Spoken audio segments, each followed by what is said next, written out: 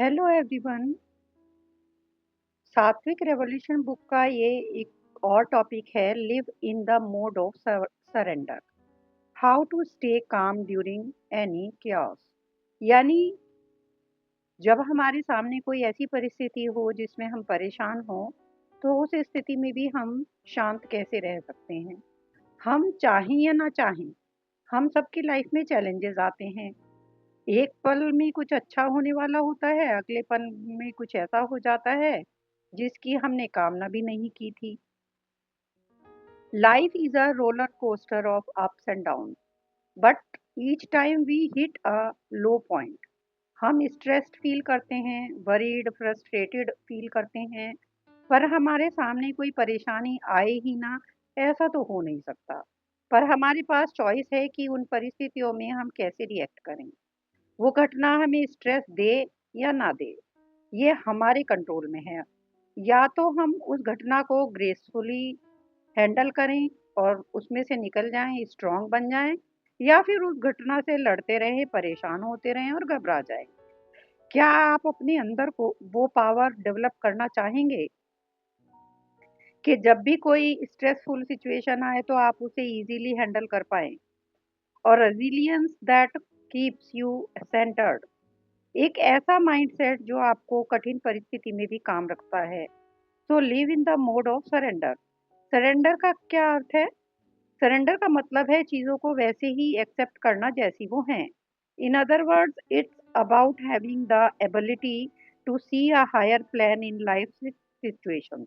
यानी simple language में यदि कहें तो हमारी लाइफ में जो कुछ हुआ अच्छा हुआ, जो हो रहा है वो अच्छा हो रहा है, और जो होगा वो भी अच्छा ही होगा।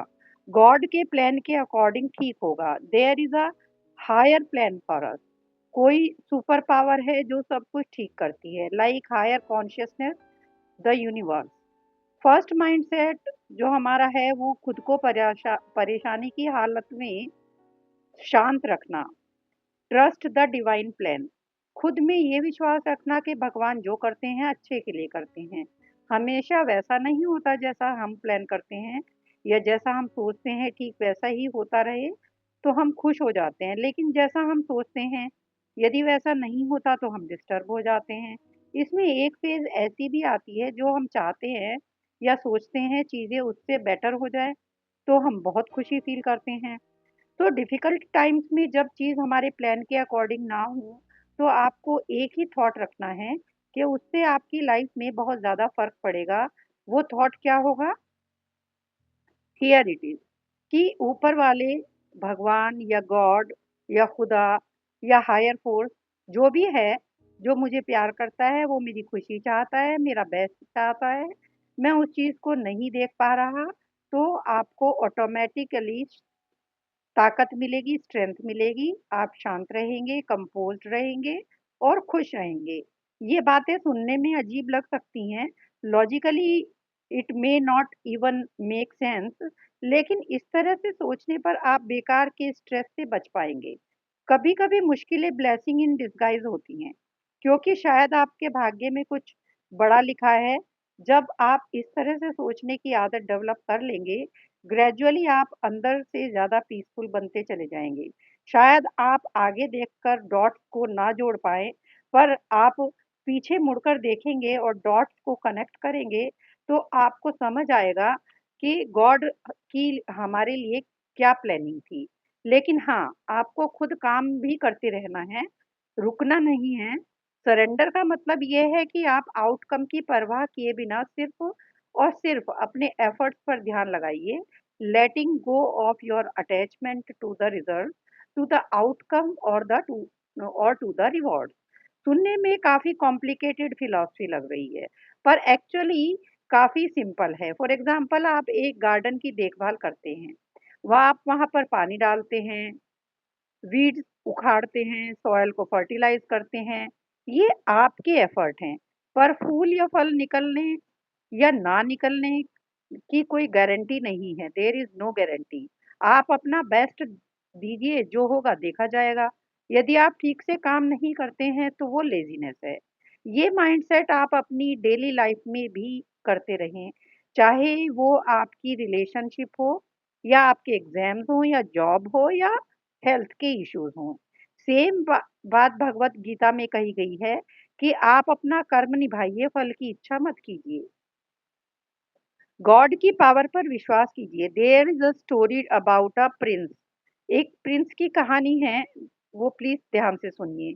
एक बार एक राज्य था, उसके राज्य में सब लोग खुश थे। वो सब खुश थे और हेल्दी थे, लेकिन एक प्रॉब्लम था कि राजा का जो बेटा था, उसके लिए कोई सूटेबल लड़की नहीं मिल पा रही थी। काफी कोशिशों के बाद भी लड़की नहीं मिली। अब राजा अपनी पूरी उम्मीद खो चुका था। गॉड ही हमारी मदद कर सकता है। राजा ने प्रिंस को कहा कि अ, खोज करो भगवान की। प्रिंस भगवान को ढूंढने के लिए निकल गया। तपती धूप, आंधी तूफान, सर्दी, नदी, जंगल, पहाड़ सबको पार करते हुए, बहुत सारी कठिनाइयों को सहते हुए प्रिंस भगवान के पास पहुंचा। कुछ और इंतजार करने के बाद भगवान उससे मिले। प्रिंस ने भगवान को नमस्कार किया और भगवान से कहा कि भगवान, मेरे पास सब कुछ है, मेरी फैमिली बहुत अच्छी है, मेरे राज्य में सब खुश है। भगवान ने पूछा, तो तुम यहाँ किस लिए आए हो? प्रिंस ने कहा, भगवान, मेरी शादी नहीं हो पा रही है। भगवान ने कहा, ठीक है, डोंट वरी, तुम इतनी कठिनाइयां सहकर इतनी दूर आए हो, तुम्हारी इच्छा पूरी होगी। भगवान ने कहा, तुमको और कुछ चाहिए? तो प्रिंस ने कहा, जस्ट एक वाइफ चाहिए, I will be the happiest person. मुझे और कुछ नहीं चाहिए। वो वापस अपने राज्य में आता है, तो उसको एक सुंदर राजकुमारी से उसकी शादी हो जाती है। अब वो बहुत खुश था। शादी के कुछ दिनों बाद उन्हें रियलाइज होता है कि वो लड़की जो प्रिंसेस थी वो माँ नहीं बन सकती। काफी वैद्य और डॉक्टरों से इलाज कराया गया पर कुछ नहीं हुआ। तब राजकुमारी उसे याद दिलाती है कि तुम भगवान के पास जाओ और बच्चे के लिए प्रार्थना करो। प्रिंस फिर से ईश्वर के पास गया। सब परेशानियां सहकर वो ईश्वर से मिला और अपनी इच्छा बताई। ईश्वर ने कहा कि और कोई इच्छा? तो प्रिंस ने कहा, नहीं। ईश्वर ने कहा, तथास्तु, तुम तुम्हारी इच्छा पूरी हो। प्रिंस कहता है, बाकी सब तो ठीक है। और इस तरह से कहकर वो अपने राज्य में लौट आता है। रानी गर्भवती हो जाती है, उसको एक बहुत प्यारा सा बच्चा पैदा होता है। जैसे जैसे बच्चा बड़ा होता है तो उन्हें पता चलता है कि वो बोल व सुन नहीं पाता। पूरे राज्य में दुख की लहर फैल गई। बहुत से वैद्य बुलाए गए पर कोई भी फायदा नहीं हुआ। प्रिंसेस ने अपने पति से कहा, तुम भगवान के पास जाओ ताकि हमारा बच्चा बोल सके, सुन सके। प्रिंस ने कहा, यदि मैं भगवान के पास जाऊंगा और वो हमारे बच्चों को बोलने की पावर देगा, लेकिन मैं डरता हूँ कहीं वो कुछ भी अनाप शनाप ना बोलने लगे, इसलिए मैं भगवान के पास नहीं जाऊंगा। इस कहानी से यही शिक्षा मिलती है कि हर बार इच्छा पूरी होने के बाद प्रिंस को लगता है कि दुनिया का वो सबसे खुश इंसान होगा, लेकिन कुछ समय बाद उसमें एक और इच्छा पैदा हो जाती है। हम सबकी भी यही दशा है। हम भगवान से कभी घर माँगते हैं, कभी नौकरी, कभी प्रमोशन, हमेशा कुछ ना कुछ माँगते रहते हैं। अलग-अलग मंदिरों, मस्जिद, गुरुद्वारों में जाते हैं, हर समय कुछ ना कुछ माँगते हैं। We have unlimited desire, we often don't know what is genuinely best for us. हम दूरदृष्टि नहीं रखते हैं। भगवान पर विश्वास रखिए, वो आपके को सब कुछ देगा। जब हम ग्रेटफुल होंगे, तो हमारे अंदर एक सैटिस्फैक्शन होगा। थैंक यू गॉड, आपने मुझे सब कुछ दिया। वो सब जानता है कि हमें क्या चाहिए। खुद को गॉड के सामने सरेंडर कर दीजिए। Thank you so much for listening.